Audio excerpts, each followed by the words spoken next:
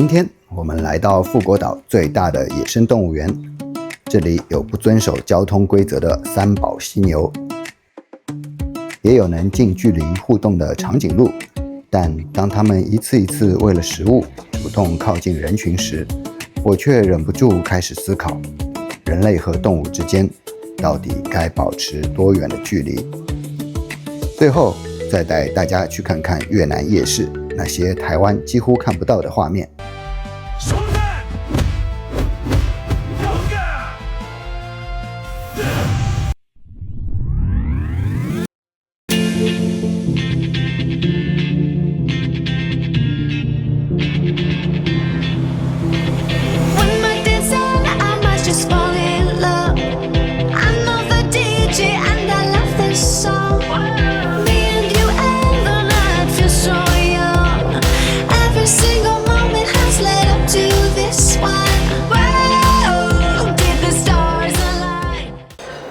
这是我们富国岛园旅的第二天行程，前一天走了差不多2万步，今天2个小朋友都还挺有精神的。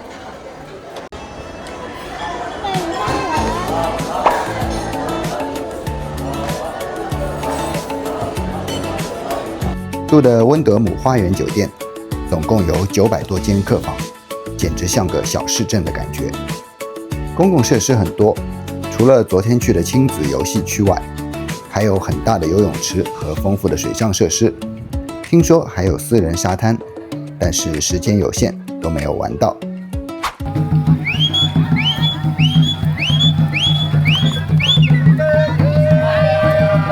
转眼来到充满非洲部落氛围的欢迎仪式前，这里就是今天的主要行程——富国岛珍珠野生动物园，也是富国岛本岛3大主要景点之一。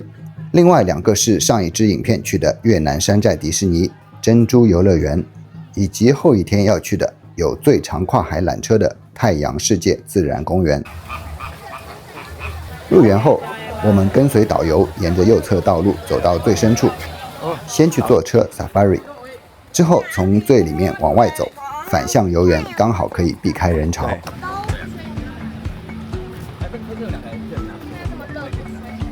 排队上车后，发现这就是一般的公车，完全封闭的空间，玻璃窗户，好像少了一点跟动物近距离接触的刺激感。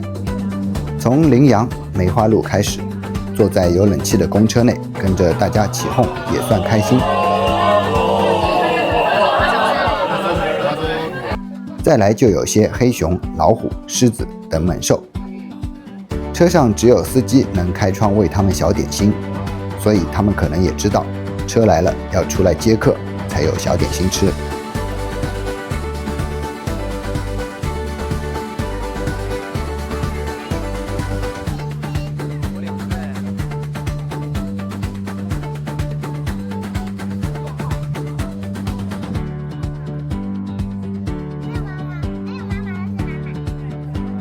来到犀牛区的时候，发生了一点小插曲。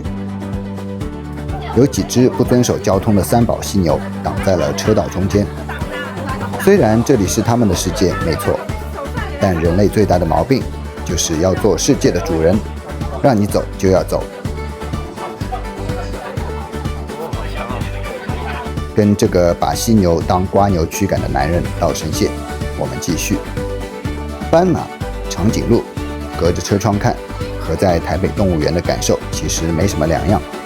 野生感不算太强，唯一有不同的大概就是这里可以用车赶羚羊。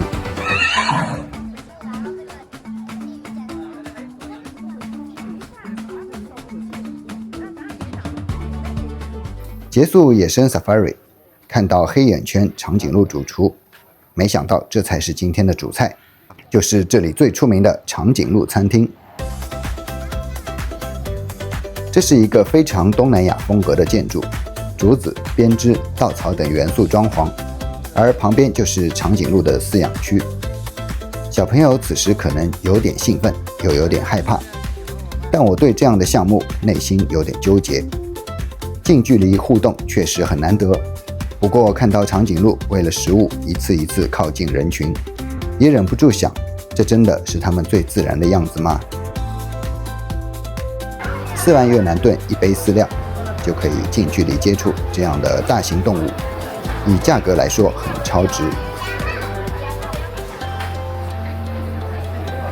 你跟在哥哥后面。啊，不要怕，不要怕。哦，又来一只，又来一只，又来一只。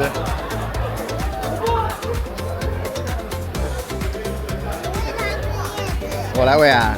面对如此温顺可爱的长颈鹿，邪恶的人类真的很难不对它上下其手，甚至想跟它亲嘴。要怪就去怪动物园老板，让你强行接客吧。我只是想喂你而已。这样的动物产业也不是靠我少买一杯饲料就能立刻消失。一番自我安慰后，会喂得比较心安理得。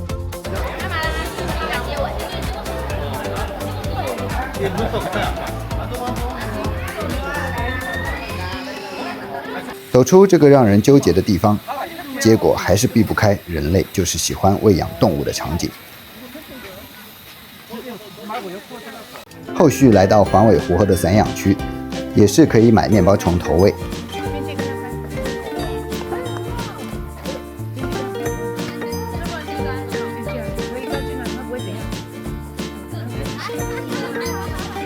这个全身漆黑、体型和小熊猫很像的稀罕动物，第一次看到，有观众认识吗？查资料得知，叫做熊狸，属于东南亚的特产。据说会透过气味标记领地，分泌出的气味闻起来非常像刚出炉的奶油爆米花，还真的挺神奇的。这只也是可以近距离接触的。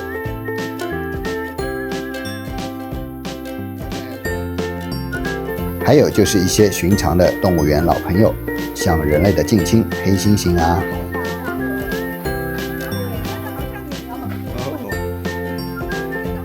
还有坐着无聊发呆的狒狒等，好可怜哦。中午的团餐依然不错吃，还蛮清淡的。下午跟着车一路睡，一路向南，醒来的时候来到一个位于半山腰的咖啡厅，据说是一家富国岛当地的完美咖啡厅。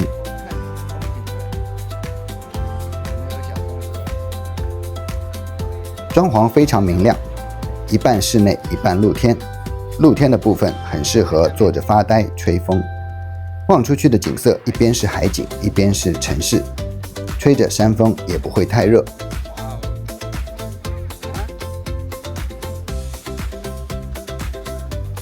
你们坐下去吧，这里很热哎。越南咖啡似乎很有特色。因为我们公司不少越南行程都会安排打卡越南咖啡，我就点了一杯时下很夯的鸡蛋咖啡，喝完觉得越南糖尿病应该不少。今天住的富国岛中部的 AVS 酒店，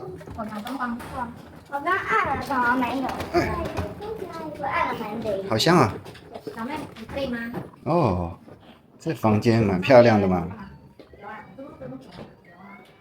哎呀，洗澡是透明的。这个给我帘子配吗？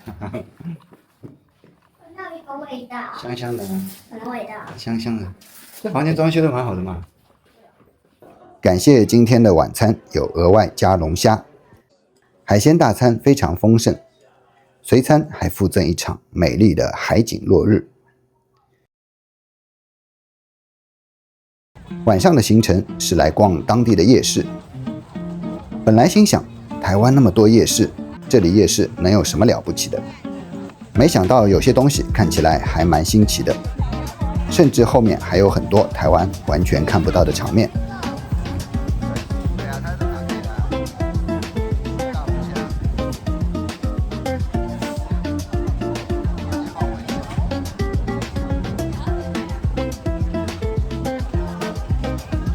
当然，为了让小朋友能耐心陪大人一起逛夜市，用甜食收买一下还是很有必要的。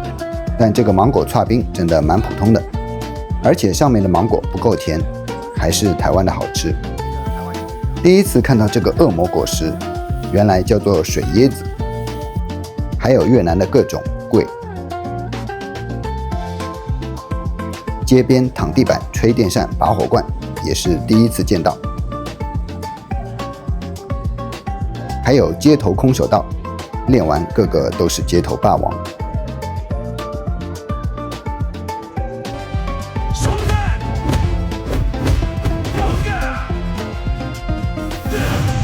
看了越南的传统表演，这一天也接近尾声了，我们就下期再见啦，大家再会。